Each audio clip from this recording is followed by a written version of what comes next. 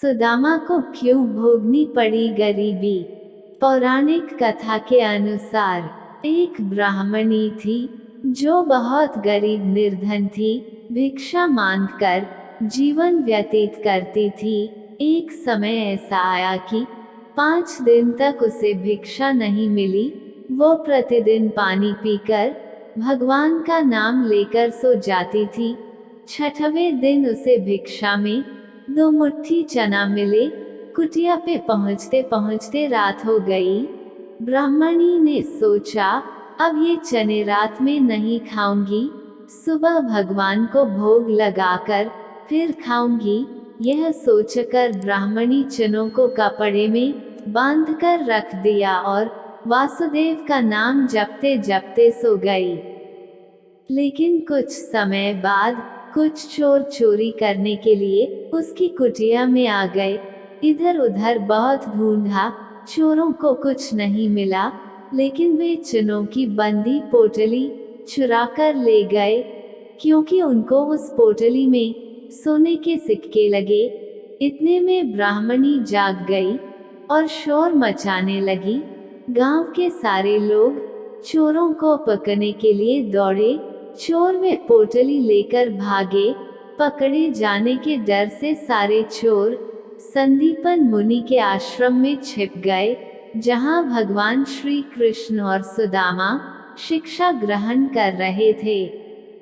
कुछ समय बाद चोर उस आश्रम से भाग गए, लेकिन वे चनों की पोटली वहीं पर भूल गए।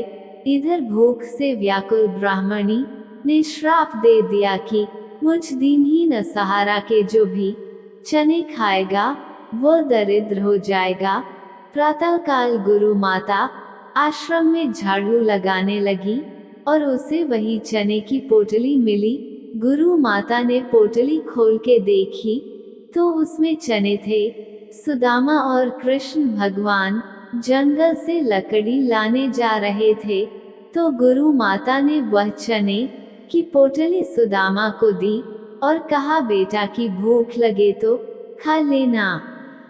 सुदामा तो जन्मजात से ही ब्रह्मज्ञानी थे। ज्यों ही चने की पोटली सुदामा ने अपने हाथ में ली, त्यों ही उन्हें सारा रहस्य मालूम हो गया।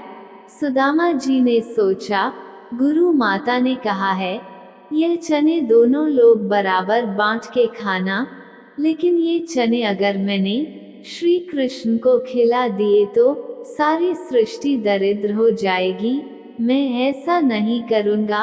मेरे जीवित रहते मेरे प्रभु दरिद्र हो जाएं, ऐसा कदापि नहीं होगा।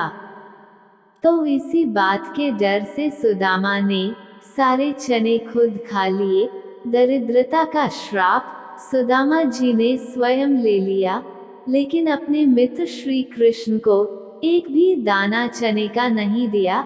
ऐसे निभाई सुदामा ने अपनी दोस्ती और खुद बन गए गरीब।